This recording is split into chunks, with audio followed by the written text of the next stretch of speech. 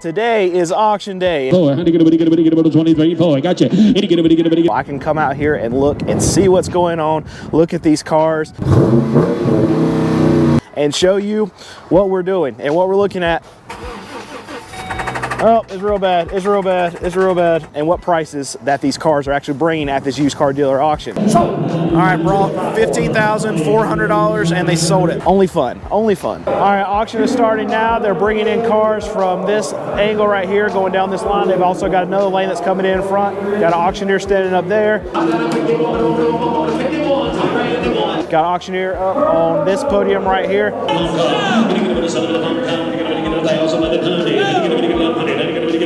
Both going to be auctioning off at the same time, so it gets really loud in here. All right, how many you got? I got 8.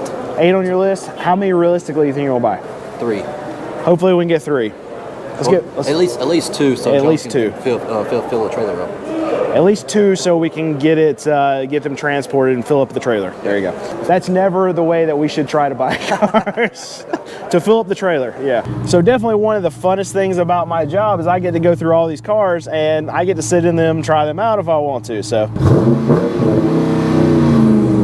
sounds good. All right, so it's cold now, it's winter. So one thing that we have to shield ourselves against whenever we're getting into these cars is we can get the crap shocked out of us when we touch it. So we gotta pop the handle real quick before we actually open it and close it. I just got shocked, that's the reason I'm saying that. All right, here's one we could check. It's 2013 Audi A6. It's got 114,000 miles. All right, we got numbers already. We're at 8,200. The body looks fantastic. Rims look good, good tires. Yeah, A6 is 3.0 turbo. Yeah, outside looks great on this thing. Beautiful, beautiful car. It's rolling out, we're still bidding on it. Up to 86, to 87, up to 89. All right, inside. Inside, I love the little two-tone. You got the brown. Seat's a little messed up there. Back seat's a little rough. Overall, very clean. I like the setup of these cars. I'm not a fan of Audi or Volkswagen at all, but these cars always look good. Yeah, a little rough spot right there too, but we'll go inside and check to see what this brings. Up to $9,100. Brought $9,100. They put on phone call. All right, this one's got a bad motor. Let's see how bad of a motor we got. All right, so we'll see how bad of a motor this has. Oh, it's real bad, it's real bad, it's real bad. All right, somebody's knocking in there trying to get out. And we get asked a lot about big stuff like this, a lot of these work vans or these conversion vans or any of these type of delivery vehicles. Ask about prices, so this one's actually locked. We'll see if it goes to the auction, and I'll check it when it goes through and show you. It's got run numbers, so hopefully it's going to go through, but sometimes if they're locked, that means that they're not running, but we'll check it anyway and see.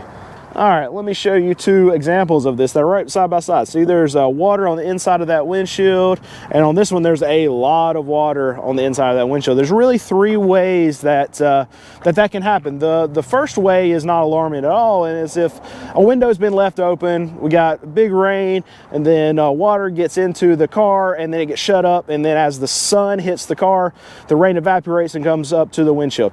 No problem, it just means somebody left the window open.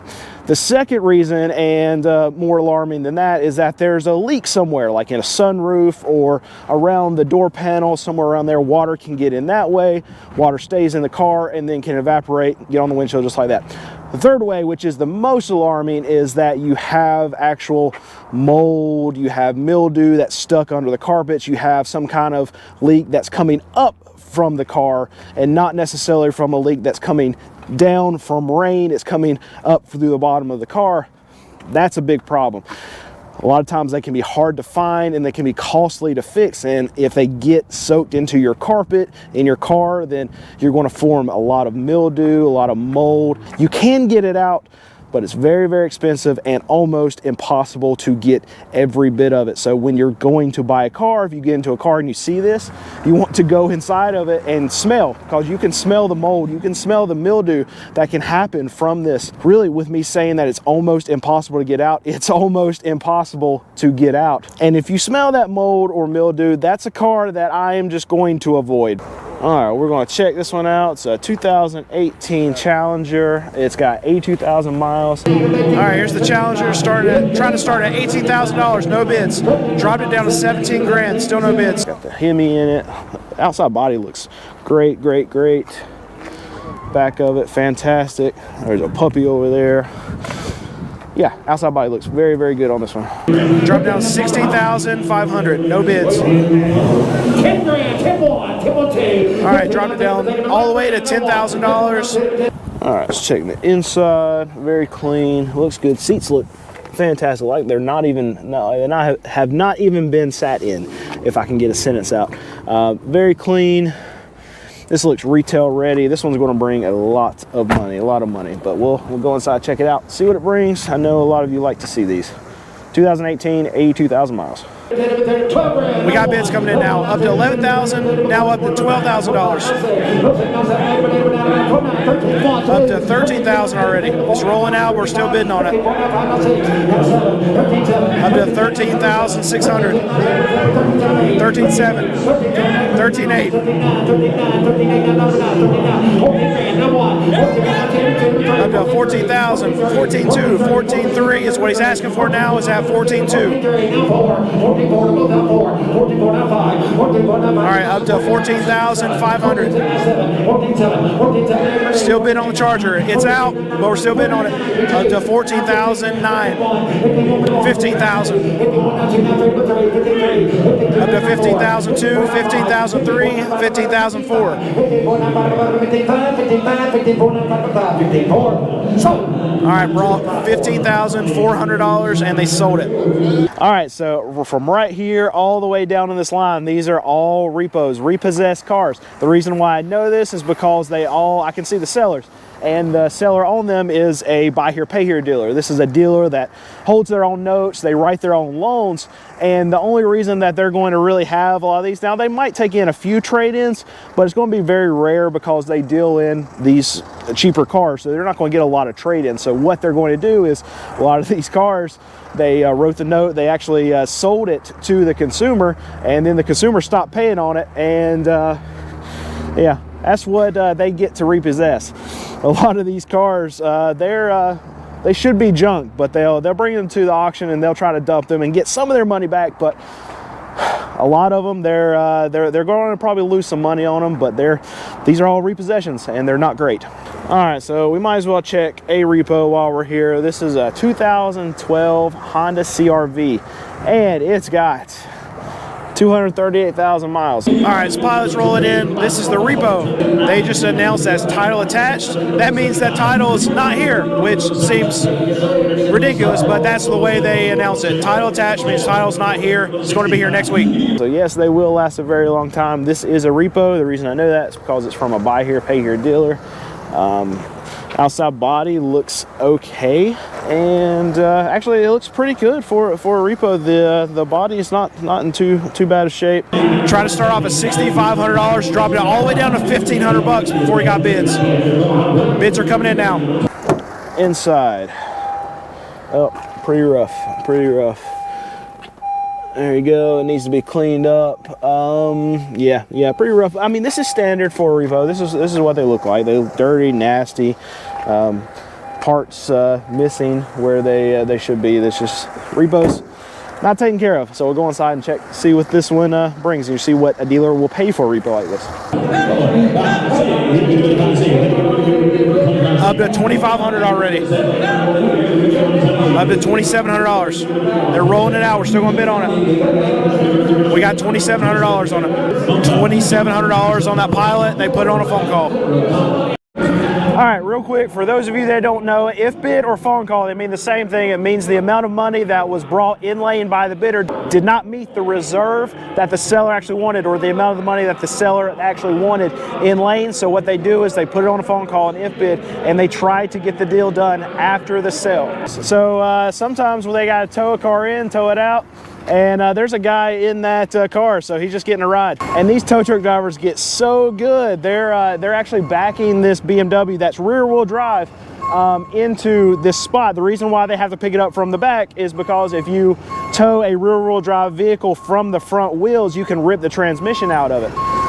So you see them backing it straight into there, and they did it well. They had one guy driving, just dictating where the car was going, and the other guy was pushing from the back, and they get really good at doing this. All right, here's that big van that they're trying to sell. They try to start at $20,000. Nobody looks like they're interested at all. All right, bro. No, they didn't bring anything.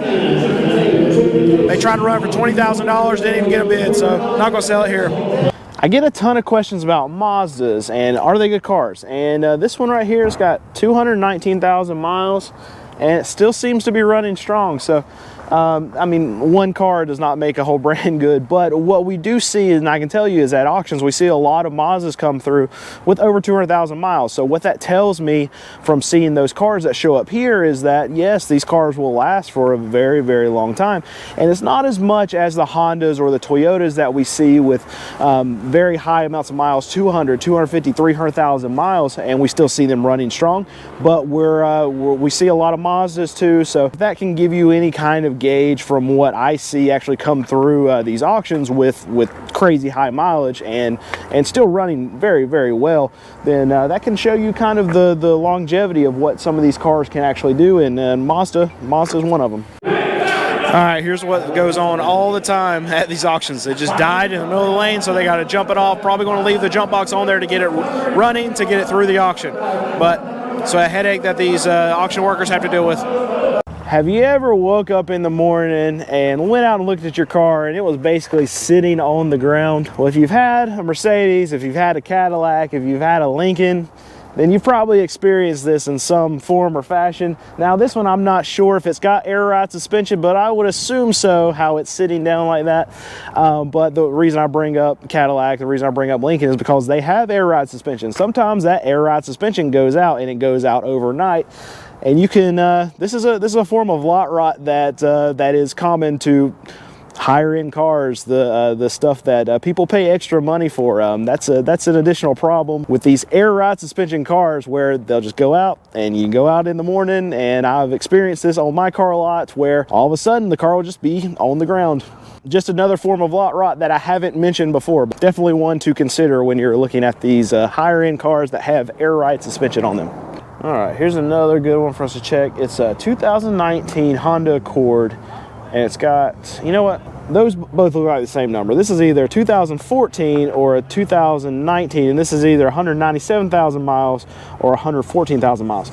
The way that I'm looking at this car, I don't think there's any way this is a 2014. I'm pretty sure this is a 2019, so that would mean this is 197,000 miles. All right, here's that Honda trying to start at $13,000. Nobody's bidding on it. Dropped it all the way down to $6,000. We got bidders coming in now.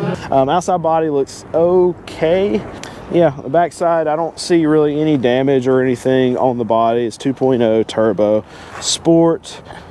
Yeah, outside looks pretty good. Up to 7,000 already. That was quick. All right, it's rolled out. We're still bidding on it. Up to 7,200, 7,300, up to 7,500. All right, inside. You know what? We have the power. We can check to see how many miles this thing's got.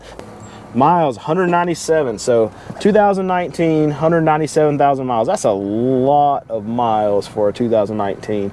It's got a crack in the windshield right there. Overall inside actually looks pretty good. These cars hold up then, I guess. This is a pretty nice car.